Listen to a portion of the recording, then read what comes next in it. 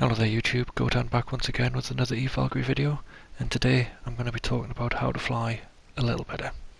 So if you're a new player, you've just picked up the game, and you want to know how to fly a bit more like us pros, I want to take you through some of the tips here. Now you can see straight away I've gone into the single player area, looking at the different modes. I'm going to go into training, and I'm going to load up this great mode that's tucked away called Castorena.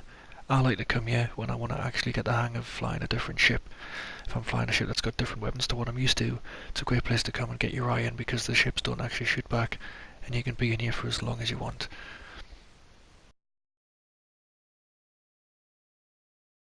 Here I am in the actual Castorena mode. Now you're going to get a pick from your 4 ships that you've got in your loadout, and I'm going to choose the S4 Legendary. It's the same as the Wraith, which is the starting ship that you'll get, except the Legendary actually has a smaller capacitor. Now I wouldn't recommend using the Legendary as you start out, purely because you get no XP for your fighter tree, and it's quite important to unlock all of those ships to give you more options when you're playing the game. And you can see the first thing I'm doing here, I'm just experimenting with roll. Roll is really important. Now what a lot of people will tell you to do is to actually get your middle fingers, put them on the trigger fingers, so L2, R2, and use your top 2 fingers for your roll. Some people I know do actually swap those around because you can rebind the keys, but it is massively important to roll. You'll see when I'm flying, quite a lot of the time I'll bank myself towards my enemies on about 30 to 45 degrees, and that actually does give you a slightly quicker turn rate. And the next thing to do is to boost and brake, and it's combining the two that really gives you those sharper turns. And you've got to combine turning with your capacitor management. Now you can see I've run out of capacitor now.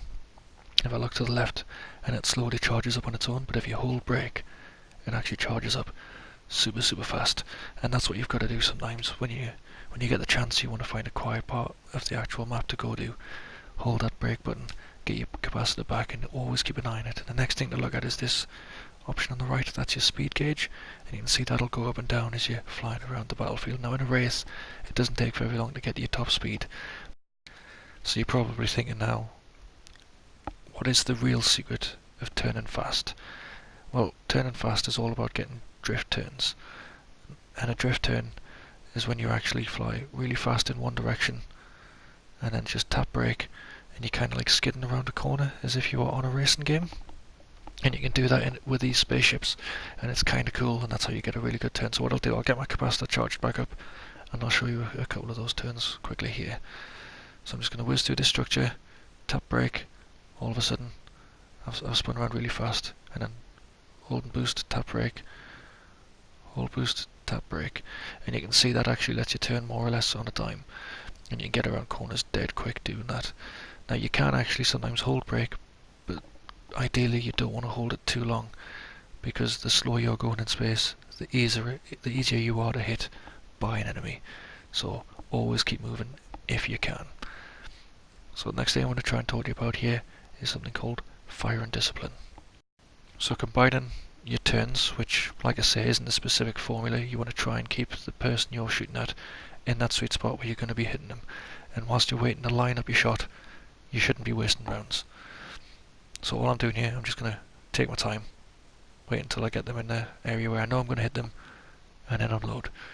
And there we go. And it's not about holding down the trigger for as long as you can, because that's going to overheat your guns, and when you overheat your guns, they actually fire at a slower rate. So again, you want to watch that. And you can see a lot of the time here I'm flying around and I'm getting full missile lock, but I'm not actually firing my missiles away.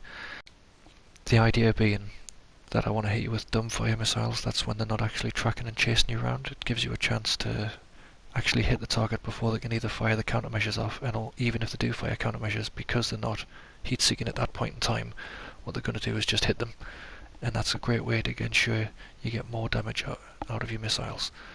I like to think of it as like a shotgun. So here, bang, dead. And the cool thing about missiles, I don't know if you've noticed this, but wherever you look, they fire, and I'll demo that in a little bit to show you exactly what I mean. So whilst I'm talking about how you actually get your guns on and shoot at people, it'll probably be a good idea to talk to you about where you're supposed to aim to actually hit stuff. Now you'll notice you get a little red box in front of your targets, and that's like the directional trigger. You don't actually want to get that red box in your crosshairs to hit them. It seems a bit weird, what they've actually opted for at the moment. Now they are going to change this, they've said they're going to update this, mechanics, so I can't vouch for what it's going to be like. But at the moment, you want to try and get your rounds to go through the red box to get your shots. And what I watch out for, as you'll see, is the little vibration of the crosshair here. And when I get that vibration, I know that's roughly where I want to be shooting to get my hits in on somebody.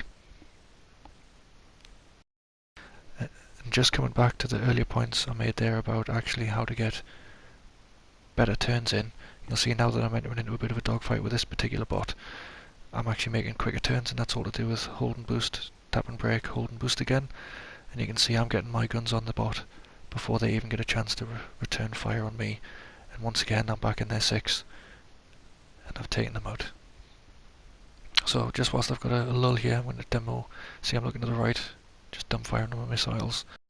To dump fire missiles, you just tap the missile button, which is something that you don't actually get told at any point of the training of the game. Yes, you can fire missiles without a lock, and that's quite handy for taking out carrier nodes, and it's quite handy for just getting behind somebody and just shooting as quickly as you can if you need to get that last rocket off. I quite like getting the lock because it tells you how many missiles you've got available, but there are times when if I'm just going straight on at somebody and I've fired off all my missiles, I might just keep tapping that button to unload an extra rocket at somebody. Right, so now I'm going to take us into a live battle. Now this is my Revenant, and I'm taking this into a TDM. As you can see, bottom left hand corner, there's the score, 1320, and this is going to be another example of why you don't give up, because here it looks like the match is a foregone conclusion, we're going to lose. But let's see what happens as I fly into this match with my squad mates. Now I opted to fly a different ship here. I'm not in the Wraith this time, I'm in a support ship. This is the Revenant, but it uses the Gatling guns, the same as the Wraith, but they overheat quicker, so it's all the more important that I have good fire and discipline. And the second thing you might notice, Space Cat's telling you here when I'm deploying mines, because this ship can drop them, and it's quite good to get a minefield, especially in a TDM. It offers cover for you, not only for me, but for your teammates as well. Okay, now the next thing you might notice here, I'm just picking on support ships, and there's a very good reason for that.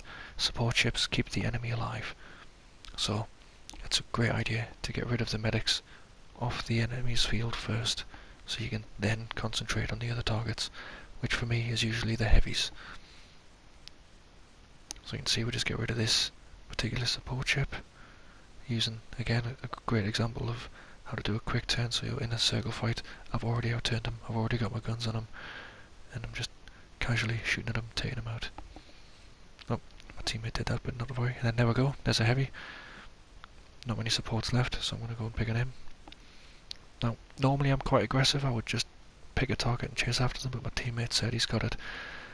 Although now, he's saying there's a support ship on him, so I'm going to go out there, take out the support from him, and then concentrate on the heavy with him.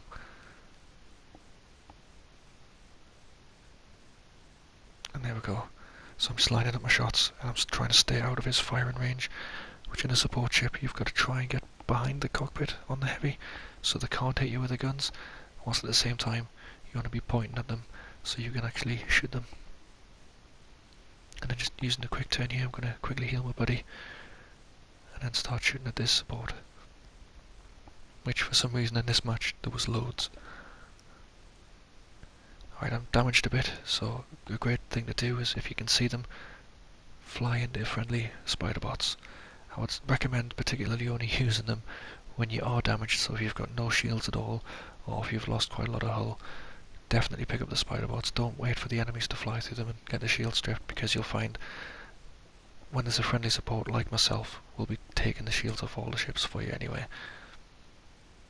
Especially if you're in a coordinated squad, which again, as a new player, I can't recommend enough.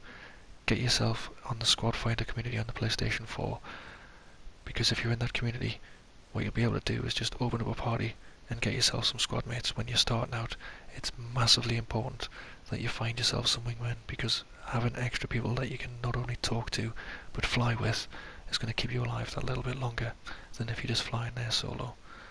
You can also check out the Valkyrie Discord community, and you can talk to some of the PC players in there, and you can actually find other PlayStation players. As usual, if you've got any questions, feel free to ask them in the comments, or find me on the Valkyrie Discord, and I'm sure I'll do my best to answer whatever you've got. Now, as you can see here, I mean, the battle does get a bit hectic, but towards the end, you might have noticed, we've turned it around a little bit, and now instead of losing, we're actually on the verge of winning. It's very close. Oh, there we go. Victory.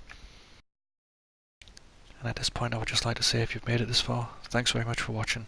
Hope you've enjoyed it.